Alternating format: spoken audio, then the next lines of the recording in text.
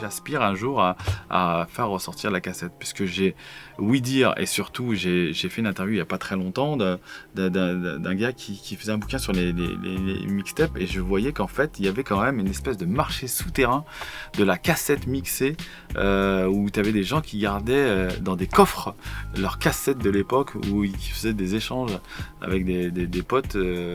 Donc du coup, peut-être ressortir une espèce de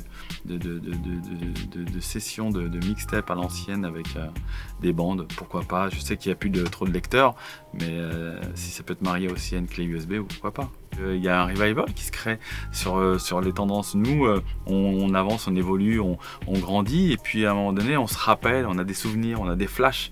Et en l'occurrence, tu as des gens qui se sont dit, tiens, pourquoi pas marier le numérique, en l'occurrence un iPod, avec les Ghetto Blasters, ce qui est une très très bonne idée.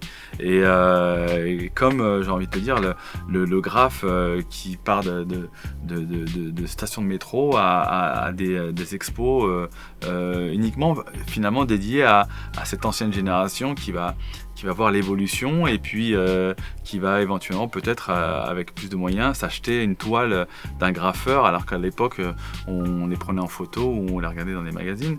Il y a une évolution qui s'est créée, et puis faut faire avec son temps. On peut pas non plus tu vois, pleurer l'époque pour nous qui était juste extraordinaire, avec toute cette évolution technique du vinyle, cassette, on passe au CD, du CD on passe au numérique, et aujourd'hui c'est resté bloqué un peu sur le numérique sans vraiment avoir un objet qui a une âme. Paris, France is their hip hop game, their hip hop culture is way up, level 10 to me.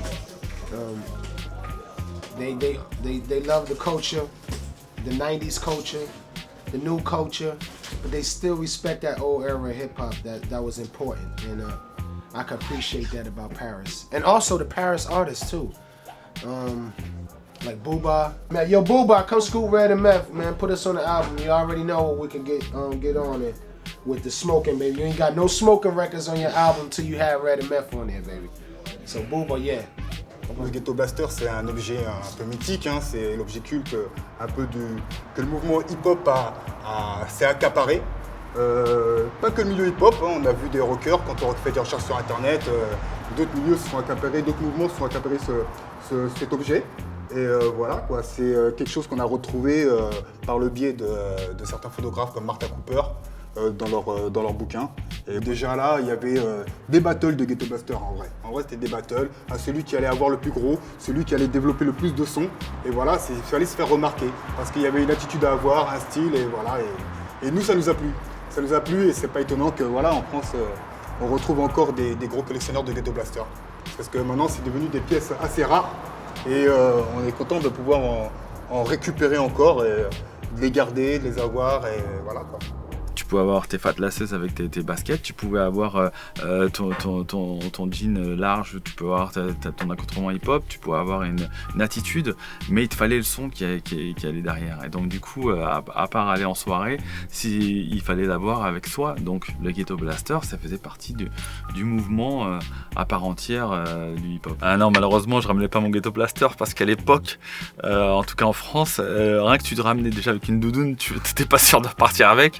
Alors un Ghetto Blaster, j'ai envie de te dire, non, c'était très compliqué. Non, je ramenais plutôt le Walkman enregistreur.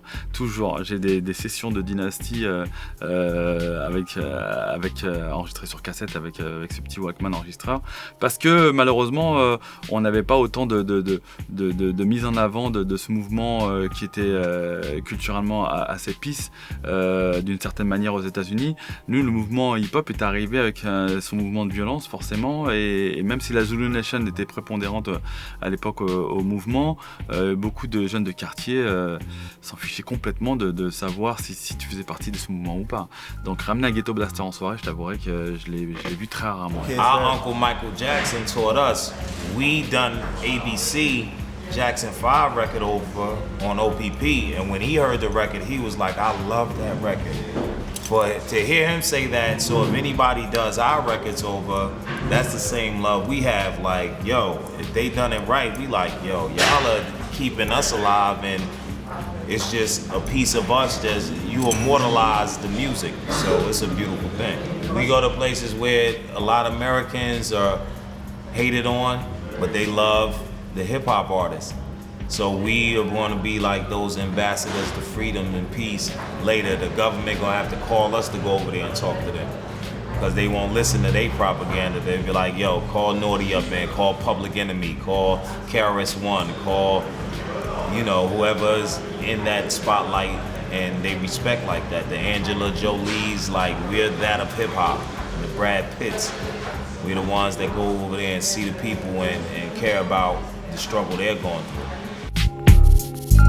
Man, in my position, gotta stay on a mission. I'm an entrepreneur in this, I don't make no commission. The studio's where I'm sitting, posted up like prison. Tracks be hitting, cause I stay cooking like kitchen. So why do fools be tripping and say that I'm dissing? Cause I stay on the hustle for pay while y'all bitching. Listen, this is some game, but it's only a smidgen. Making music's my religion, I don't part with tradition.